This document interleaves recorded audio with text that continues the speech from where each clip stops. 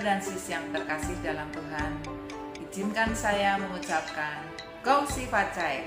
Selamat tahun baru Imlek buat bro dan sis semua yang merayakannya. Semoga di tahun baru ini Tuhan selalu melimpahkan berkat dan rahmat-Nya buat kita semua. Amin.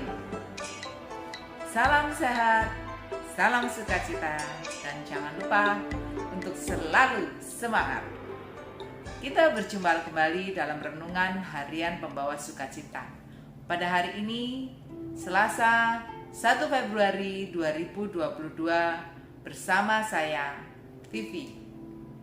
Renungan akan saya ambil dari Injil Markus, bab 5, ayat 21 sampai 43. Dan akan saya beri tema, Hai anakku, imanmu telah menyelamatkan engkau.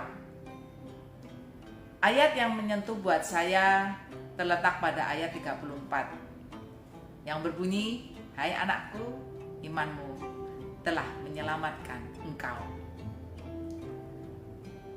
Bro dan sis, ada dua bentuk rahmat iman yang bisa kita renungkan dari Injil Markus ini. Rahmat iman yang pertama adalah rahmat iman yang penuh dengan perjuangan yang panjang. Seperti yang dialami perempuan yang sakit pendarahan selama 12 tahun. Ia telah berulang-ulang diobati oleh tabib sehingga hartanya habis, tetapi keadaannya malah semakin memburuk. Setelah penderitaan panjangnya selama 12 tahun, barulah terkabul keinginannya. Selama itu, dia tidak pernah berhenti dan tidak pernah berputus asa.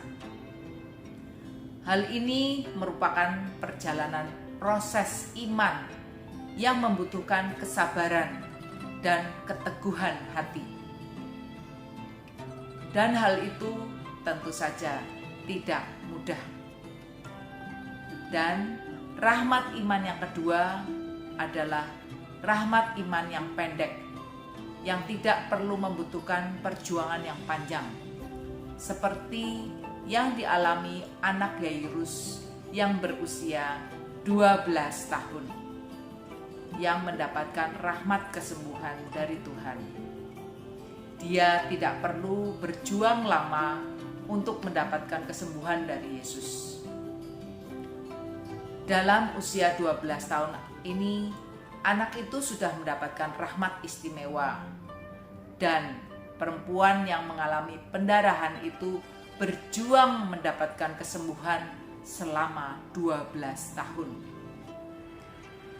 Meski jalan yang mereka tempuh itu berbeda, tetapi satu pribadi yang menyatukan momen ini, yaitu Yesus Kristus. Perjalanan iman kita juga demikian. Ada yang cepat mendapatkan, ada pula yang perlu berjuang lama dan melelahkan. Masing-masing dari kita mempunyai kisahnya sendiri-sendiri. Apa yang perlu kita pelajari adalah soal kepercayaan dan ketekunan. Tekun menjalani semua prosesnya dengan selalu percaya kepada Tuhan. Apakah kita mampu bertahan dan selalu percaya kepada Tuhan?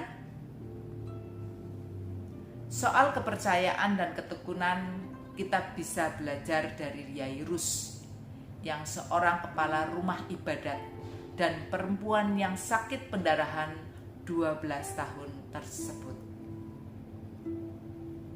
Kita belajar bahwa bisa jadi jalan iman yang kita lewati saat ini belum seberapa. Seperti orang lain yang mempunyai perjuangan hebat tersebut. Maka yang bisa kita lakukan adalah tidak mudah mengeluh dengan berbagai kesulitan untuk beriman dan selalu percaya bahwa Tuhan bisa menyembuhkan dan menolong kita.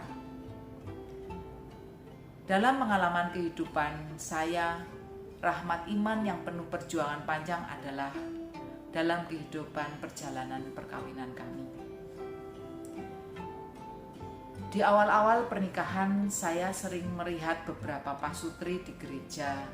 Mereka melakukan pelayanan berdua. Saat itu di dalam hati saya berkata, "Ya Tuhan, semoga saya dan suami kelak bisa melayani-Mu seperti pasutri-pasutri ini." Tetapi pada kenyataannya ternyata semakin hari malah persoalan-persoalan, perselisihan, dan pertengkaran yang sering kami alami. Pergumulan dan perjuangan dalam rumah tangga kami mengalami masa-masa yang panjang dan sulit, naik dan turun.